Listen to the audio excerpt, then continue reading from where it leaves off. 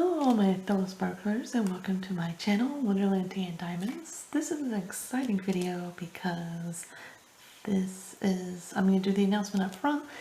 We're celebrating reaching 100 subscribers, and so I'm going to do a small giveaway of a snack size diamond painting, and I have a few, so when I pick a winner I'll send you a pic of 3 different choices and you'll let me know which one you like.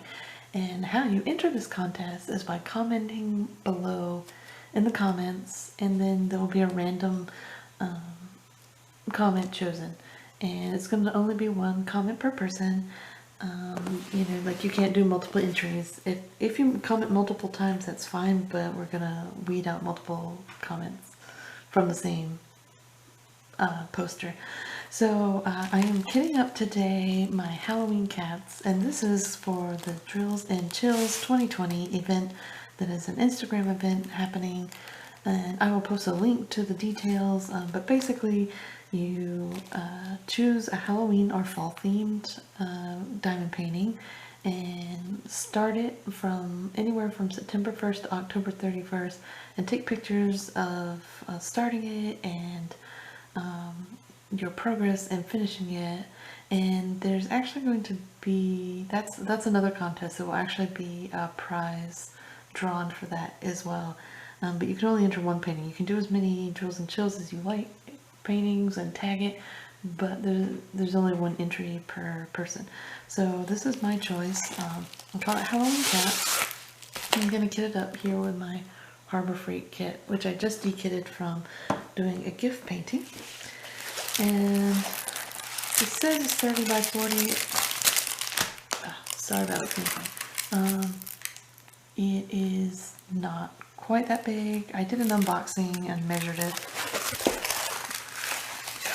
But let me try to flatten it here. So hold on just a minute and close your ears if you don't like crinkling.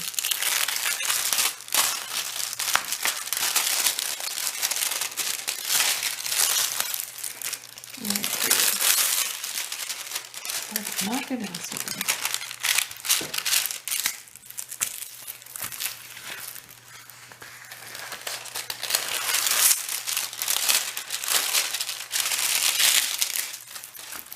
Okay, this is very roly-poly.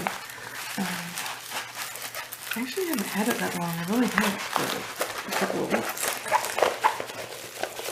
Okay, because it's poured glue, I'm rolling it backwards like that. I wouldn't do this with a double-sided tape canvas. And I'm just kitting it up, so actually now that I have it out, I'm going to lay it flat under something, because it's not wrinkled, but it's almost creased. And sometimes the plastic actually holds these in. Can you see that there's, I don't know if you can see, there's like a valley here, so the plastic is not flat.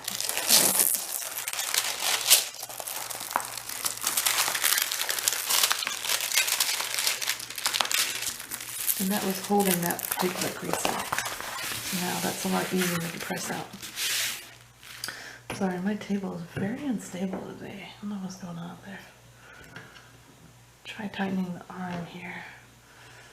That'll help. Okay. So the same thing here. I can see there's a gap where it's not touching.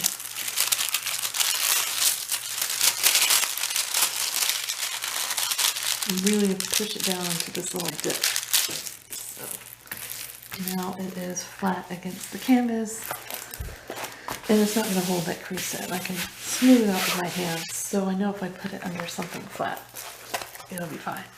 So, sorry there's a bit of a glare, but this is my cute little kitties.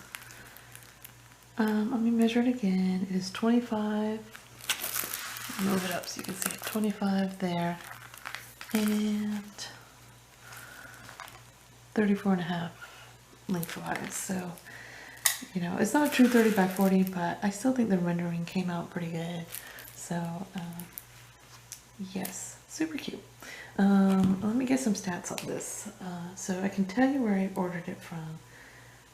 It has 24 colors, and they did give me DMC codes, but the DMC codes are not on the bags, so I've made sure to put them here on the stickers. And they're just simple symbols and letters and a few numbers. So I didn't print one out. So usually I'll take this key, and I prefer when it comes with an inventory sheet and I don't have to print it out. But you could take this key and send it to the printer and then run it through a sticker maker. I love my Xyron sticker maker. It was a really good investment. So I highly recommend getting one if you like putting these labels on, but because they were simple, I didn't mind drawing these symbols on these labels. And I got these at the Family Dollar store for a couple bucks. It was a pack of 315 white round labels.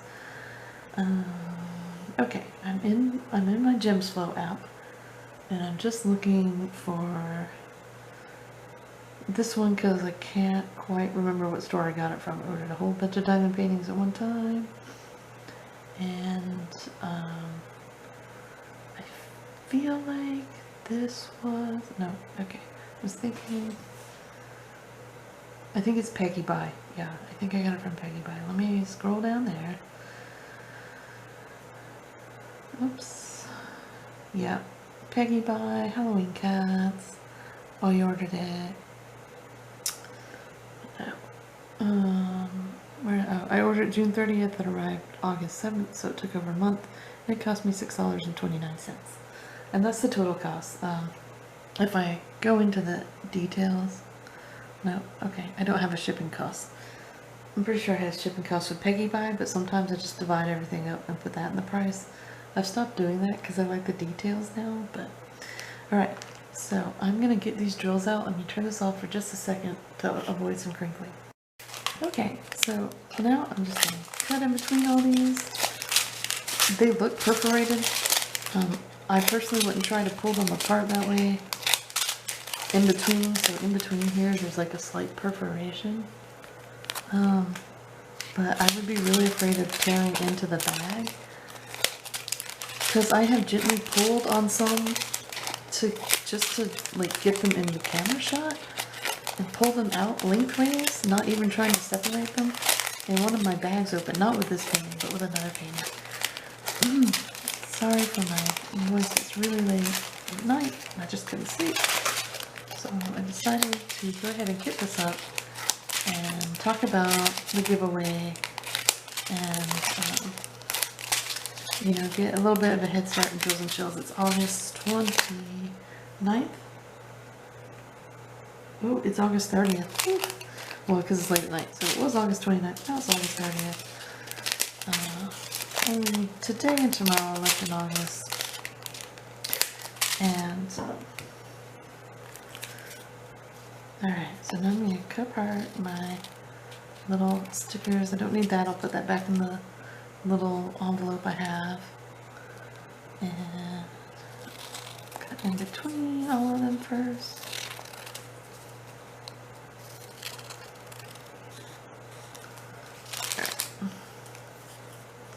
And these, normally I would just use the whole sticker, but the front of the Hobby Lobby container is kind of small, so I'm going to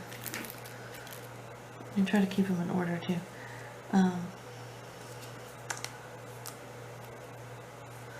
Nope. Okay. Sorry. So I marked them in half because the full sticker wouldn't fit on the front of the Hobby Lobby container. And you can't put it on the top, but the way you store them in here is from the side. And I mean, you can stack them two at a time and store them, but then you can't see the color that's on the bottom. So I always store them from the side, and the sticker's not going to fit the whole one.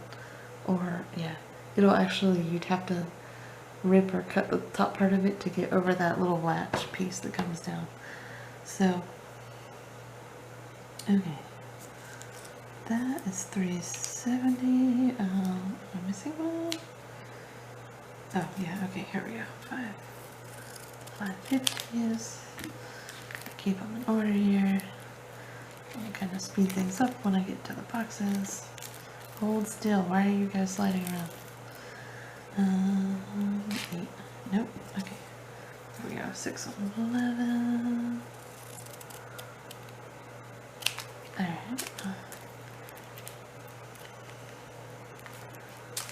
You get over there, 743. 819. There we go, and there we go. Okay, there's 24 colors, and that's a pretty decent amount for this this smallish painting. And I don't know how you guys like to go. I'm a little bit weird. I like to go from lowest number from the bottom up to the top, and then start back down at the bottom again. But some people might like to go across. I'm thinking, would I try going across? No, I think I tend to work in rows. So, but however you like to organize it, you can do it by symbols. But I'm gonna go with numbers. So I haven't bothered putting number 1 on here. I mean, I'm gonna recognize the symbol. It's pretty clear. And there's a bit of tape left from the last one. So it's actually, you know what? It's gonna drive OCD people crazy, but because this comes down, I'm actually gonna off-center it because I really go by symbol when I pick up my drills, more than anything, and I really need to see it sitting in the box. So, all right. Got this open, pour it in, and there's a good bit of 154. It's considered very dark red, but it always looks like a really deep plum to me. So here we have 154. Okay, so let me get out my questions as well while I do this, so I can have something to chat about to you, and you can learn something about me. Okay. So, this question is, what is your favorite subject at school? This is a pretty common question. I'd have to say it was anything artistic. I liked orchestra, I liked art class. I mean, in elementary school, I didn't really enjoy music class that much. You get to play the recorder and sing a bit. And so I feel like at that level, maybe it's just the American school system where we just need to have better curriculum. But yeah, at a young age, I didn't particularly enjoy music class, but I always loved singing, and so probably I enjoyed the choral aspect of elementary school music. And you know, then when I got into middle school, we actually had band or orchestra. What do we call it? We didn't call it orchestra because we don't have strings. We called it concert band. That's what we called it. Okay. So, yeah, and I really enjoyed that. Anything artistic. I loved art class and creating things. I loved drama class. And where's my number 3? I majored in costume design at university, if that tells you anything. Although that's not what I'm doing now. I bake now. So kids, you know, don't worry too much about what you want to major in college if you decide to go. Because you'll wind up doing whatever comes along pretty much. And you'll change your interests like 10 times. I mean, if you're going to be a doctor or a lawyer or something like that, yeah, you have to focus somewhat in undergrad, and then especially for grad school, obviously. But yeah, don't sweat it too much. And I actually enjoyed the American system of university, where we have a lot of requirements that aren't our major. And when you're young, it's kind of good to figure out what you want to learn, because as far as my experience in England, like, they kind of have to choose at a young age, like 13 or 14, when they're doing A-levels. They start their A-levels and they have to decide on a path. Like, they kind of have to focus like English and literature and artistic kind of things, or science or math. And then when they get to college, or university as we call it, when they get to university, as they call it uni. College for us kind of means both technical college, junior college, and university. We kind of lump it all together, but college for English people is really in between, I think. Is it your A-levels? I have to ask my husband again. Is it your A-levels, or is it, sorry, I lost count. That was definitely number 5. Is it between A-levels and university? So, I have to figure that out. Anyway, so yeah. You have to choose a kind of a direction to go in at a young age, and so then once you get to university, your studies are focused on your major. You can choose multiple majors, but they tend to only go to university for 3 years because they're focused on their major. One straggler, so annoying, but it really doesn't bother me. I know some people have to take it out, but it's very obvious it's not part of that color. So yeah, you get to focus. So if you know what you want to do, it's really good.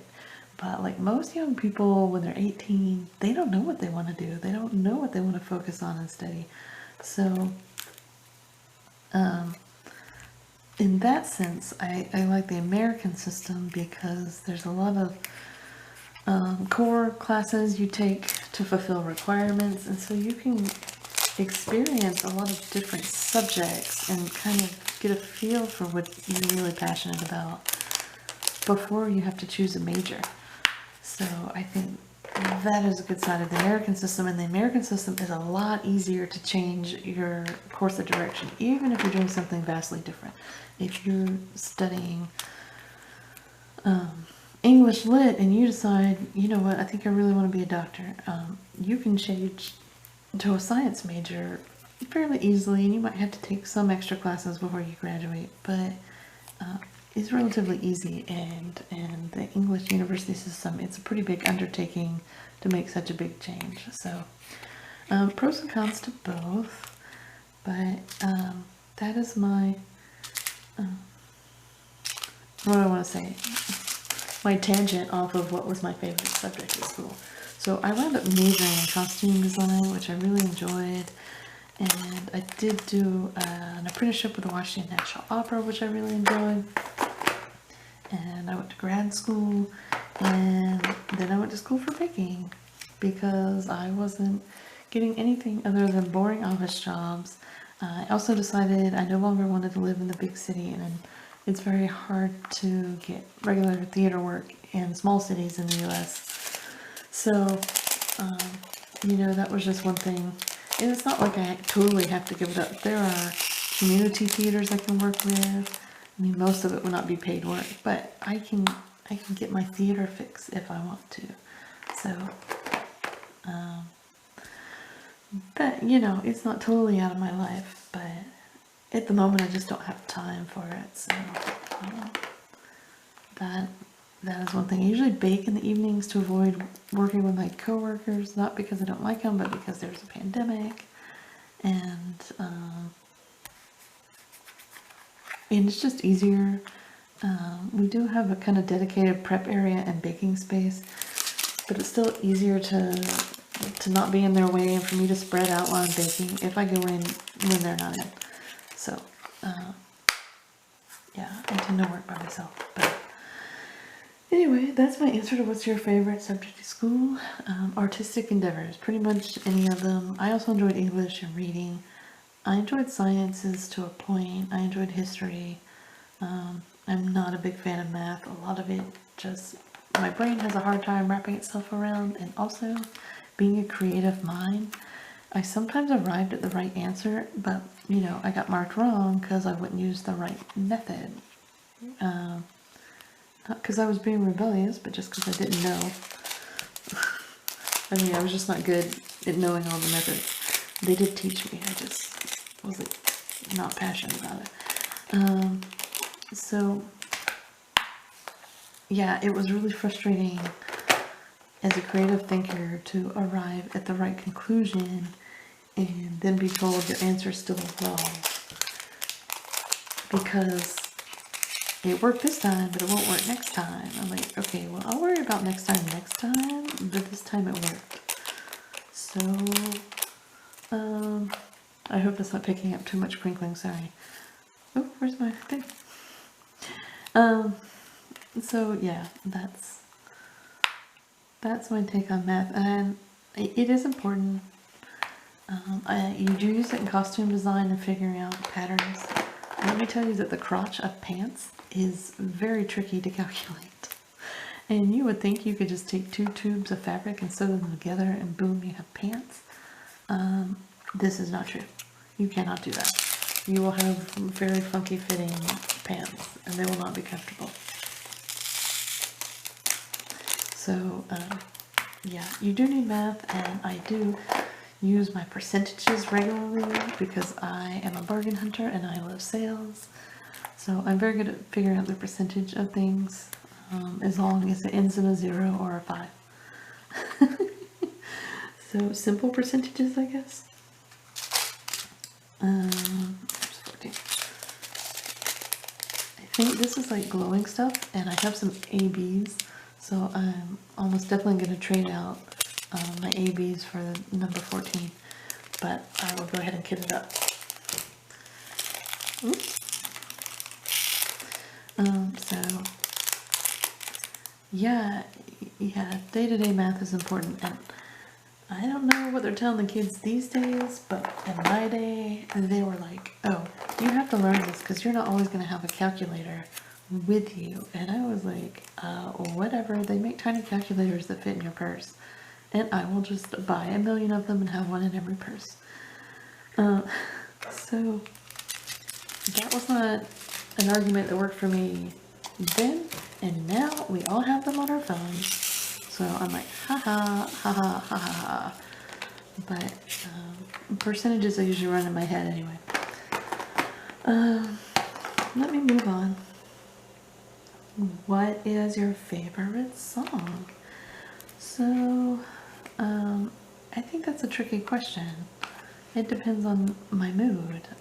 I like dance music, but just about anything that makes me want to dance. But do I count that as my favorite song? So, I will tell you guys an answer. I think a song I can listen to a lot is Sweet Afton by Nickel Creek. That it's Nickel Creek, not Nickelback. They play kind of modern folk music style, which sounds weird, but if you're unfamiliar with them, look them up and give them a listen. They have some really great music, and I got to see them live at Wolf Trap, which, if you're in the area, Wolf Trap is in Vienna, Virginia. It's a great venue. They have a summer opera program, and I just lost track of what I'm doing. Oh no, this is not correct at all. I think I mixed up one of my things. Shoot. Okay. I did, I mixed up my strips. This is number 14. I'm glad I just saw that. I mixed up a strip. Pay attention, quit talking about math and costume design. Nope, that's number 15. Oh my goodness. Okay, what am I doing? E is definitely number 14. So, okay, let me pour this in an empty one. But the Wolf Trap venue is really great. Get out of there. It's kind of set in the woods, and it's open air. What do I want to say? Amphitheater. But and it does have covered seats, so if you have money, and a lot of times those are the seats that sell out because they're not usually that much more than the lawn seats. But okay, oh my goodness, I need a third empty one. I think. Oh no, hold on. Okay, so this, yes, I need a third empty one. Wait, what is the? Okay, number 13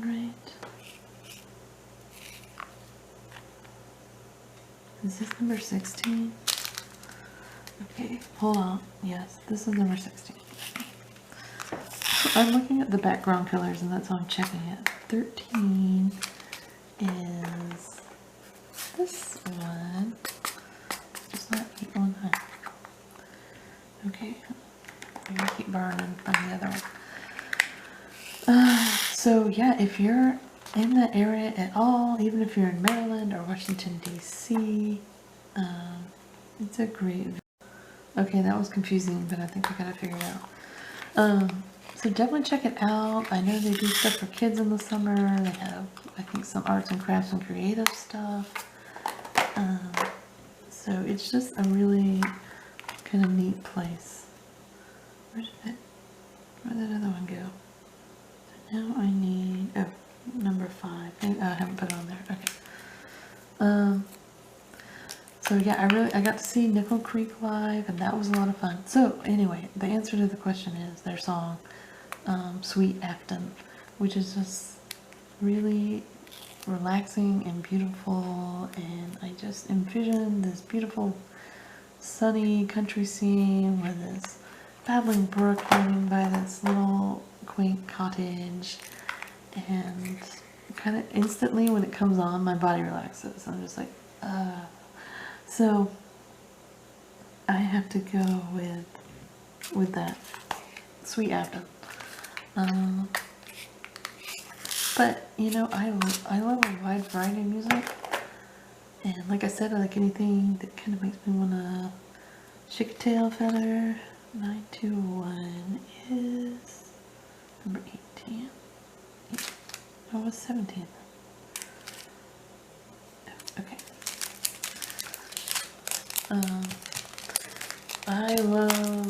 Currently I love Pitbull, I love Kesha, old school I love Gloria Estefan, who doesn't love Rhythm of the Night by DeBarge? I mean, there's so much great dance music out there. Janet Jackson, I know she has more famous songs, but one of her favorite songs of mine to dance to is Roller Coaster. That's a really fun song. So yeah, there's so much music, it's like hard to say, this is definitely my favorite. And I love operatic music too, so I don't sing it much, but you know, there's a lot of, if you're into music, there's a lot of talent in the writing and performing and singing and conducting of it. So it is like a piece of art on stage. And I highly recommend, I know people are like, oh, opera, it's so boring. I mean, opera's like cheese or wine. There's a ton of flavors out there, and just because you didn't like one doesn't mean you won't like another. I kind of think people should start off light with maybe like Mozart's Magic Flute.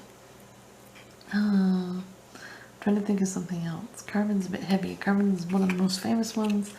You almost always are going to recognize the songs. That was P, right? Yeah. And now I'm looking for number 20. But it's not lighthearted. Most of Mozart's pretty lighthearted. It's too late. I can't think of any other light ones. Mozart's not the only lighthearted opera writer. There are some good ones, but yeah, I mean, and some of them are shorter than others too. So start light, start shorter, and work your way up to some of the heavier stuff, because it's all pretty good. But you're gonna have likes and dislikes like anything else. I hate Chardonnay. I do not like oaky flavors.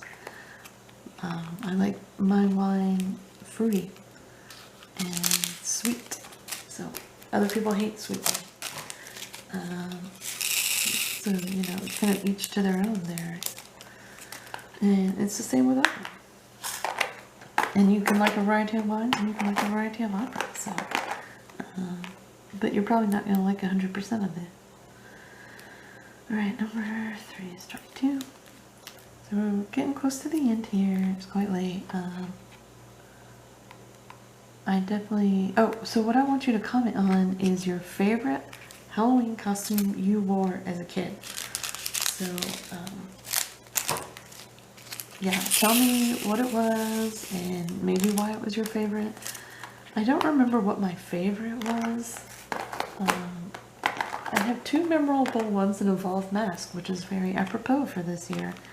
And one of them was a strawberry shortcake one, and it's those little cheap ones where it's like a molded plastic mask and like a shift dress with the printing of the character's clothing on the front. So I remember dressing like strawberry shortcake, and I mean, I remember a large number of things. I dressed like a black cat, I dressed like a witch. When I got older, I dressed sexy. But my other most memorable one from being a kid is this moose costume. And I don't remember where we bought it. I feel it's somewhere weird, like Walmart or Sam's Club. And the mask is like it's a mask, but it's like thick and fluffy, like a stuffed animal. And so the part against your face was kind of like felt, and the front side was fur fabric, and it had eye holes, and then like this big moose nose. I don't think it went over the mouth. I think it stopped at the nose. It was like from the top of your forehead to your nose. And then it came with this like basic tunic shirt and pants, and the tunic shirt had like a raggedy cut fur fabric bib on the front. That did not look like a moose at all, but the mask was the funny thing. And I wish I had a picture of it to put up. I'm pretty sure it's still at my mom's house somewhere unless we tossed it out. But if I find it, I'll try to put a picture up. So, yeah, comment, tell me what your favorite childhood costume was, or if you didn't wear a costume, share that story too. Or maybe you grew up in another country that didn't do Halloween, or your family just didn't celebrate Halloween, or you thought begging for candy was for suckers. All valid. But, yeah, share that experience with us. And, let me know. So, that's it for tonight. I've got this kitted up. It was pretty straightforward. And that will be ready to go in a couple of days for September 1st. I haven't posted too much lately. August was really busy. But I will be posting progress pics of this and some of the Smashing the Specials I did for August, which I'll post tomorrow on my Instagram account, which is connected to Wonderland Tea and Diamonds. I'll have to put my Instagram link below. And so you can follow along my progress if you want to and see how the ABs turn out. I wish I had little green ABs for their eyes. I do have some green crystals, so I might throw crystal drills in for their eyes. We'll see. We'll see. I might borrow some from my Diamond Art Club Mother Earth painting because there's not very many. I have to see. The ones from the Diamond Art Club might be a bit too vibrant green and not kind of... I feel like they would stand out too much because it's not part of this color palette, but I'll definitely pull them out to see. So adding ABs is almost definitely what I'm going to do for this one. But yeah, join us for Drills and Chills if you want, or just follow along and see everyone's progress. And this is what I'll be working on. Check out my Instagram page. Thanks for joining me tonight. Be sure to comment below to enter for a chance to win a snack size diamond painting, and just keep on sparkling.